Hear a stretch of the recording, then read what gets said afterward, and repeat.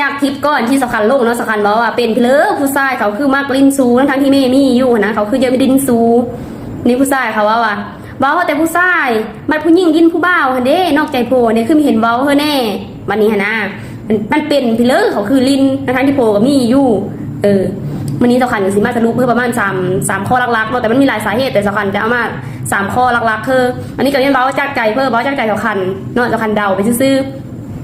สาเหตุที่1หลักๆเลยกับ1ย้อนความเสยซ่าของผัวเนาะของผู้ชายที่ว่าเฮ็ดคือมีฮักเฮ็ดคือมีสนใจเฮ็ดคือมีแค่นะคะว่าเห็นเมย์เป็นของตายเป็นเรื่องจังเว้านั้นแบบแม้ที่หาเงินหาคำมาเฮอไซแต่ว่ามันขาดความ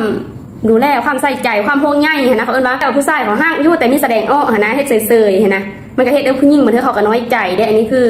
ข้อที่1ฝากเป็นข้อคิดให้ผู้ชายถ้าว่าเลิกเป็นเสยซ่าวันนี้ไปเสยเจอเมย์แน่วันนี้บัตรกับซูค่ะมันโกงกันข้ามกันวันนี้ของเขามากเนาะ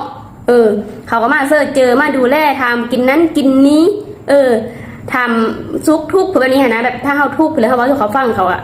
ซอยพร้อมที่จะฮับฟังเฮาแบบนี้นะเสิร์ชเจอเฮาหลายกว่าผู้ก็เฮ็ดให้เฮากะมักผู้บ่าวหลายกว่า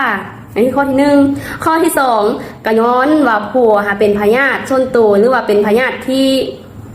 บอกเพิ่มมีได้นะแบบเขานะเป็นแยกอ่อนๆแอดมีแข็งแห้งมาไงไปมันก็เพิ่มความสุขเมย์มีได้บางส่วนก็เฮ็ดให้ผู้หญิงเขาไปหาผู้ใหม่ก็มีแต่อันนี้มันก็มี100%ประมาณ50-50เนาะเพราะผู้หญิงเขาก็มีคิมผู้ชายง่ายๆแบบนี้นะอันนี้ก็เป็นแค่ตัวสำรองข้อที่3ก็คือว่าผู้ชายนะมีกุ้มลูกมีกุ้มแม่